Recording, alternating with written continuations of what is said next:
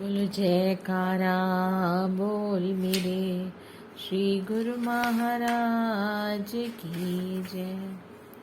श्री अमर ज्योति दर्शन ग्रंथ विशिष्ट आश्रम कंटिन्यूड। परमधाम ग्वालियर।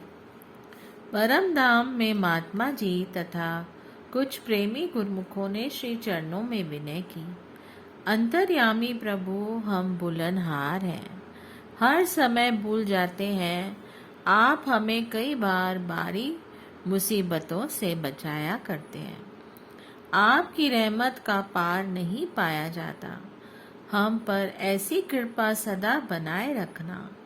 आपने फरमाया कि तुम सदा नाम में लिव लगाए रखना, प्रभु की याद को दिल में बसाए रखना।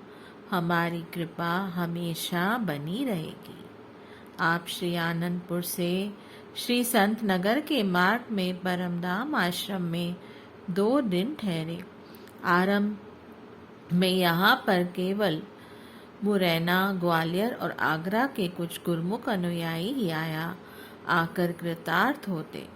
त्रिकालदर्शी भविष्य दृष्टा महाप्रभु जी की श्री मौज इसका शीघ्र निर्माण करवाने की उठी। यहाँ पर सहस्त्रों जीव रूहानी लाभ उठाएं, इसी लक्ष्य को दृष्टिगत रखते हुए शीघ्र इसके विकास की ओर ध्यान दिया। छोटे से स्थान पर ऐसी रूपरेखा बनाई जिसे देखकर आश्चर्य होता है। एक ओर भक्त्यानियों के आवास स्थान तथा संगतों के विश्राम के लिए प्रबंध करवाया, दूसरी ओर भक्तजनों का निवास स्थान तथा भक्तों के विश्राम की व्यवस्था करवाई। दोनों ओर लंगर, स्नान गृह व जलपान गृह की सुविधा प्रदान की। श्री परमहंस अद्वैत मंदिर तथा श्री सत्संग भवन में पहुंचने के लिए दोनों ओर अलग अलग मार्ग का विधान किया। इस आश्रम को की देखरेख के लिए महात्मा अनमोल प्रकाशानंद जी को प्रबंधक बनाया। कुछ शरणागत अनुयायियों को यहाँ सेवा करने के लिए आज्ञा फरमाई। जब जब भी किसी नए स्थान का निर्माण होता, वहाँ विराजमान होकर भक्ति की ओर अग्रसर होने का पथ दर्शाते, निष्काम सेवा का महत्व समझाते। प्राय यह वचन फरमाए, इस आश्रम में दिन रात शरणागतों का आना जाना लगा रहेगा। प्रसन्नचित से उनकी आवभगत करते हुए भक्ति का लाभ उठाना है और श्री सद्गुरुदेव जी की प्रसन्नता को पाना है। भक्त्यानियों की ओर आवास स्थान के बीच ही एक कमरे में शांति भवन अभ्यास स्थल बनवा दिया और फरमाया कि श्री आरती, पूजा, सत्संग, सेवा, सुमिरन और ध्यान श्रद्धा सहित सेवन करे, निश्चय हो कल्याण। प्रत्येक गुरुमुख अनुयायी इन 5 नियमों का नित्य प्रति श्रद्धा पूर्वक पालन करे। 5 नियमों की परिपालना ही आत्म उन्नति का साधन है। प्रमाद और आलस्य को त्याग कर सावधान एवं सतर्क रहकर अपने लक्ष्य की ओर बढ़ते जाना है। श्री गुरु आज्ञा को सर्वोपर मानकर मन के चंगुल से छुटकारा पाना है। यही गुरुमुखों का विशेष कर्तव्य है। आपने फरवरी सन 1979 में श्री मौज अनुसार श्री परमहंस अद्वैत मंदिर की नींव का मुहूर्त निज कर कमलों से किया। दिनांक 15 दिसंबर सन 1982 बुधवार को इस परमहंस अद्वैत मंदिर में श्री परमहंस मान विभूतियों की प्रतिमाएं विराजमान कर इस आश्रम का शुभ नाम परमधाम फरमाया। विद्वत श्री आरती पूजा हुई और श्री अमृत प्रवचन फरमाए। गुरुमुखों, यह सब लोग जानते हैं और नित्य प्रति का अनुभव है कि जब शारीरिक स्वास्थ्य बिगड़ जाता है और रोग बढ़ जाता है तो मनुष्य को किसी डॉक्टर के पास अथवा किसी अस्पताल में जाना पड़ता है। जब तक वह किसी योग्य चिकित्सक के पास नहीं जाता तब तक उसका रोग दूर नहीं हो सकता। इसी प्रकार ही जब मानसिक स्वास्थ्य खराब हो जाए, आंतरिक अवस्था बिगड़ जाए, तो वह चाहे कि मैं शारीरिक अस्पताल में जाकर स्वस्थ हो जाऊं, तो ऐसा कदापि नहीं हो सकता। मानसिक रोगों को दूर करने के लिए रूहानी चिकित्सालय की ही जरूरत पड़ती है। जब तक रूहानी चिकित्सालय में नहीं जाएगा, तब तक इसको मानसिक शांति एवं आत्मिक सुख की प्राप्ति नहीं हो सकती। युग युग अर्थात आदिकाल से यह नियम है कि कुदरत प्रत्येक की हार्दिक मांग को पूरा करती है। आम दुनिया तो मोह माया में मुब्तला है, उन्हें अपनी आत्म उन्नति का कुछ ध्यान ही नहीं। परंतु प्रेमी जन, जिज्ञासु, जिनकी जन्म जन्म की में से यही मांग रही है कि हमारी मानसिक अवस्था ठीक रहे, हमें रूहानी खुराक मिले और शाश्वत आनंद की प्राप्ति हो, उन पुण्य संस्कारी जीवों की मानसिक बीमारी को दूर करने के लिए, उनकी आत्मा बलिष्ठ एवं निरोग बनाने के लिए कुदरत की ओर से रूहानी चिकित्सालय का प्रबंध किया गया है। इसी विधान के अनुसार श्री परमहंस अद्वैत मंदिर परमधाम ग्वालियर में, जिसका उद्घाटन आज बड़े उत्साह और धूमधाम से हो रहा है, उन प्रेमियों के लिए जिनकी कई जन्मों से यह मांग थी कि भक्ति पथ पर बढ़ने के लिए ऐसे मंदिर और सत्संग भवन का निर्माण हो जहां से रूहानी लाभ प्राप्त हो सके, सत्पुरुषों ने उन पुण्य संस्कारी जीवों की मांग को पूरा करने के लिए श्री मंदिर का निर्माण करवाया, ताकि यहाँ से नित्य प्रति सत्संग एवं दर्शन तथा सेवा से रूहानी लाभ प्राप्त कर सके। गुरुमुखों एवं भक्ति अभिलाषी रूहों की आंतरिक यही पुकार थी कि मानसिक रोग की औषधि मिले और आत्मिक लाभ की खुराक मिले तथा परमात्मा से बिछड़ी आत्मा मालिक से मिल जाए। अब विचार करो कि ऐसा कार्य कहाँ पर हो सकता है। यह कार्य जब भी संपन्न होगा, भक्ति के केंद्र में ही जाने से होगा और हो सकता है। यह भक्ति देश अथवा विदेश कहीं भी भ्रमण कर लो, दुनिया में खोज लो, यह भक्ति के केंद्र के अतिरिक्त कहीं भी प्राप्त न हो सकती है।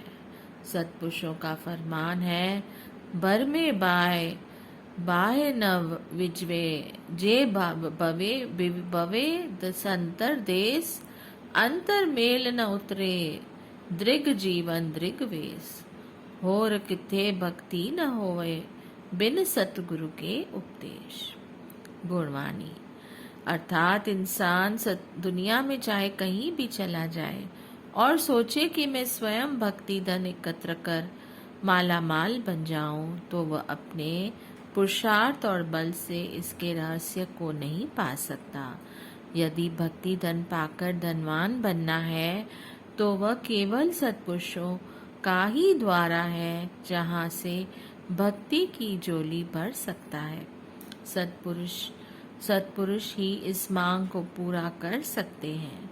उन भक्ति अभिलाषी गुरुमुखों की मांग को पूर्ण करने के लिए श्री आनंदपुर भक्ति का केंद्र है।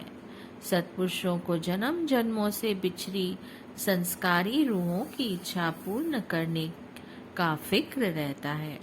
उन्होंने उन रूहों की मांग को पहचानते हुए, जिनके दिल में यह इच्छा थी कि हमें समीप ही सत्पुरुषों का समागम मिले, रूहानी सत्संग दर्शन एवं सेवा का सुअवसर मिले, उनके लिए यहाँ श्री आनंदपुर की शाखा श्री परमहंस अद्वैत मठ परमधाम के रूप में खोल दी, ताकि भक्तजन अधिकाधिक लाभ उठा सके। जिस प्रकार महापुरुष गुरुमुख जिज्ञासुओं के लिए प्रयत्नशील रहते हैं कि उन्हें वह चीज मिले जो बादशाहों के खजाने में भी नहीं मिल सकती। ये उसी अनमोल भक्ति धन से माला माल हो जाएं, जो तो गुरुमुखों का भी यह कर्तव्य हो जाता है कि जिंदगी जो अल्प समय के लिए मिली है उसे भक्ति परमार्थ में लगाकर सत्पुरुषों द्वारा बनाए हुए नियमों पर चले। इससे अंतर में सच्ची खुशी बढ़ जाती है। नाम की कमाई करने से मन निर्मल हो जाता है। अतः आरती पूजा सेवा सत्संग व दर्शन से लाभ उठाकर परमार्थ की ओर अग्रसर होते हुए दुनिया में एक आदर्श बन जाएं, जिससे मानव जीवन सार्थक हो जाए। श्री मंदिर जी के समीप ही श्री दर्शन एवं सत्संग हेतु एक विशाल हॉल का निर्माण कार्य भी साथ साथ चलता रहा और लगभग इसके निर्माण के साथ ही पूरा हो गया। पुण्य इस सत्संग भवन का उद्घाटन करते हुए आपने अपने अनमोल वचनों में फरमाया, गुरुमुखो, समय तेज रफ्तार से बीता जा रहा है। कुछ निर्धारित समय ही इंसान को अपना काम करने के लिए मिला है। अब देखना यह है कि जिस प्रकार समय अपनी रफ्तार से जा रहा है, तो क्या इंसान भी अपना काम उसी प्रकार कर रहा है? अगर इस बात पर ध्यान न दिया और समय हाथ से निकल गया तो फिर पछताना पड़ेगा। इसलिए महापुरुष इंसान को चेतावनी देते हैं, आगाह करते हैं कि जो तेरा अपना काम है उसे जल्दी से जल्दी पूरा कर लो, नहीं तो समय निकल जाने पर तुझे पछताना पड़ेगा। जैसे महापुरुषों ने फरमाया है, करुणो हो तो ना कियो, पढ़ियो लोभ के फंद, नानक सम्यो रम गयो, अब क्यों रोवत अंत। महापुरुष चेतावनी देते हैं कि ऐ जीव, जो तेरा अपना काम था उसको तो तू भूल बैठा है और बेगाने काम में लगा हुआ है। तू इतना लोभ और मोह माया के अधीन हो चुका है।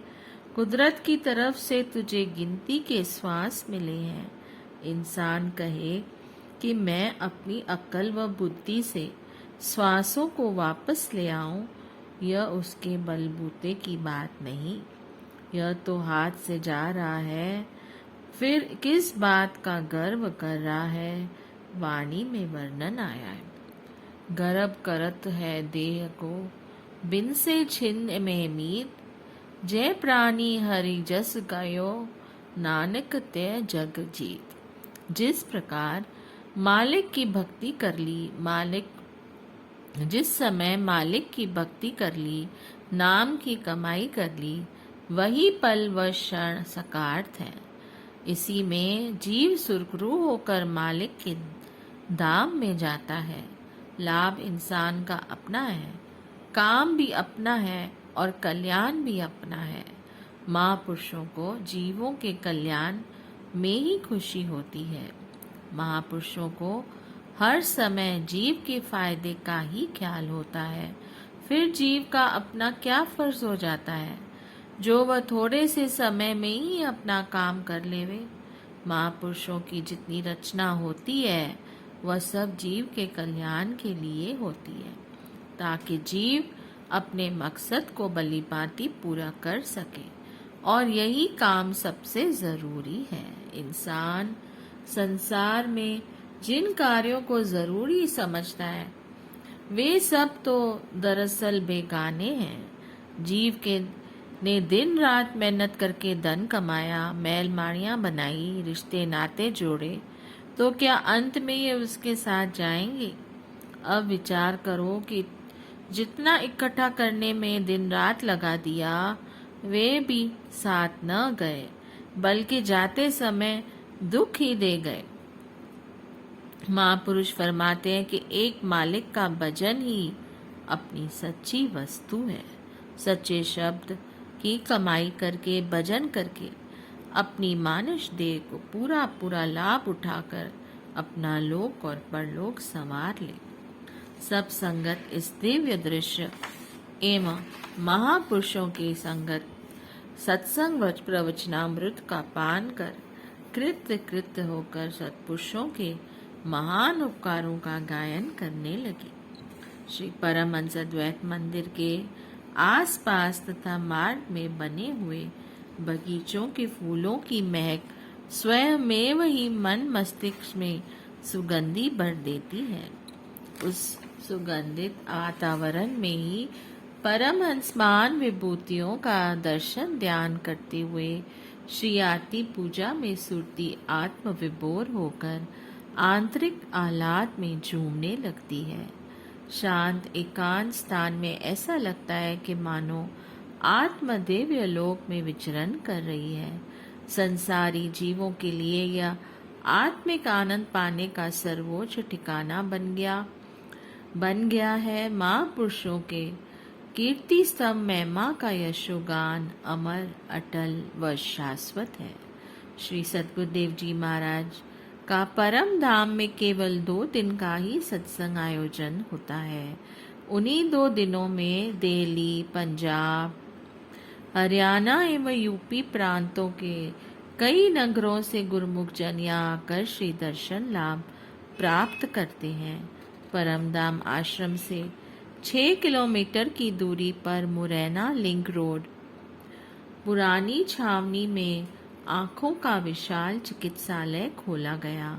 इसका उद्घाटन आपने 11 सितंबर सन 2009 को किया एवं इसका नाम श्री आनंदपुर ट्रस्ट धर्मार्थ चिकित्सालय रखा। इस चिकित्सालय में आँखों के रोगियों के अतिरिक्त अन्य रोगियों की भी चिकित्सा की जाती है। यह चिकित्सालय के शुभ मुहूर्त के समय आपने यह प्रवचन फरमाए।